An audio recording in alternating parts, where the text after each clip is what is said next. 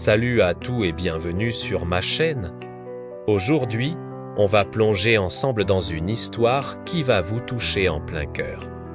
Celle d'Adina prépara soit une montagne russe d'émotions.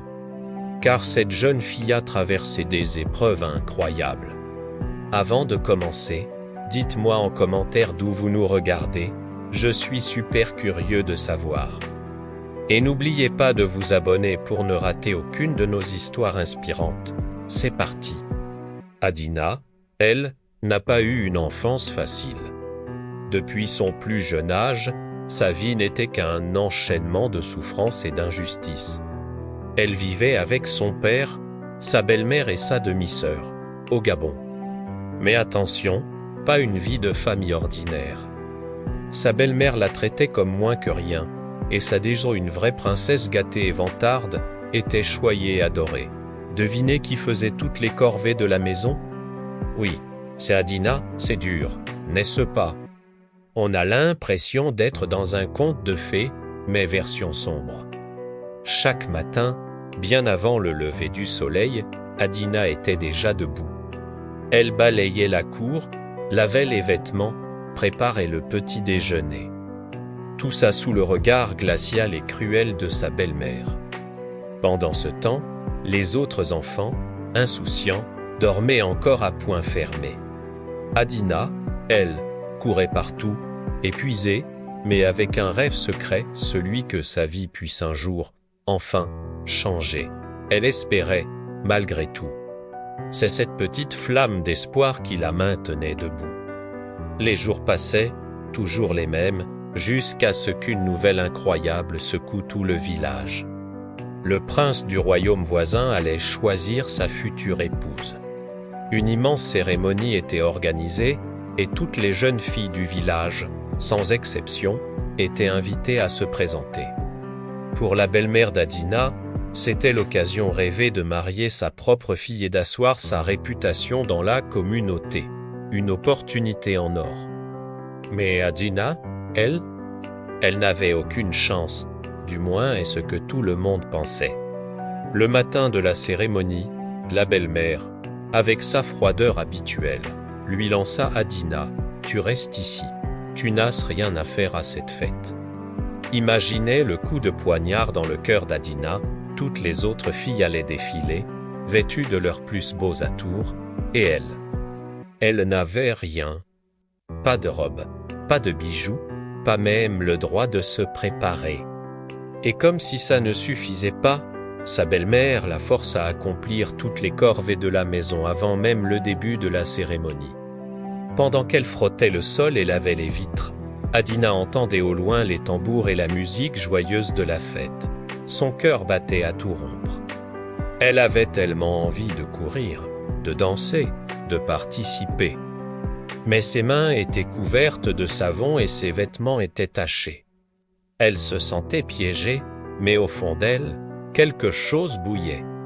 Quand, enfin, elle termina ses tâches, Adina décida de faire quelque chose de fou. Elle se glissa discrètement vers la place de la cérémonie.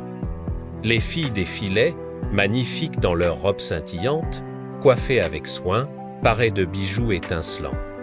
Adina, elle, avait les cheveux emmêlés, ses vêtements étaient simples et usés.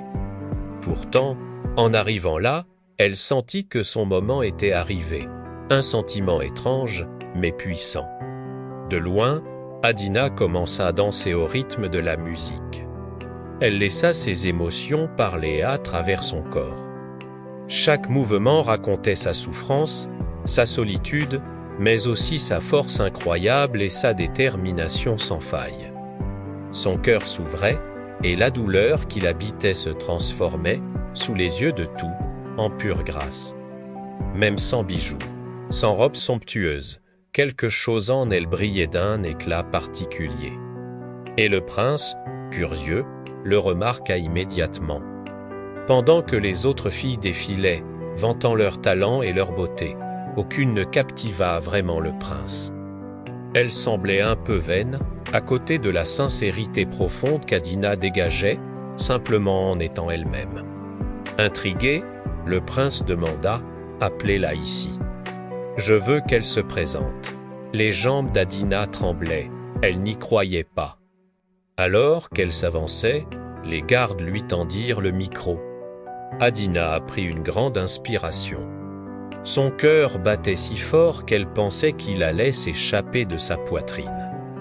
Mais à cet instant précis, elle se souvint de toutes ces années de souffrance, de solitude et de travail acharné. Tout ce qu'elle avait enduré devait parler à travers elle. Elle prit la parole, la voix tremblante au début. Mais s'affermissant peu à peu, remplie d'une dignité inattendue, « Je m'appelle Adina, je n'ai pas de bijoux ni de robe somptueuse. Mais j'ai un cœur sincère, loyal et rempli de courage. Je suis une fille simple, qui a appris à surmonter la douleur et à espérer, même quand tout semblait perdu. Chaque mot était pur, chaque silence chargé de sens. À mesure qu'elle parlait, le prince l'écoutait attentivement. Il voyait ses larmes contenues, la tension dans ses muscles, le courage immense qu'il fallait pour se tenir là. Maltraité mais fier, devant toute la foule. Chaque mot qu'Adina prononçait était vrai, chaque geste chargé d'une émotion authentique. C'était un moment suspendu où la vérité s'exprimait. À la fin de son discours, le prince, ému et impressionné, sourit. Devant tout, il déclara solennellement « C'est toi que je choisis. Ta beauté n'est pas dans les vêtements, ni dans les bijoux, mais dans la force de ton cœur et la pureté de ton âme. » Un silence de stupéfaction s'abattit sur la place. La belle-mère et la demi-sœur d'Adina, stupéfaites, étaient sans voix. Leur plan avait échoué.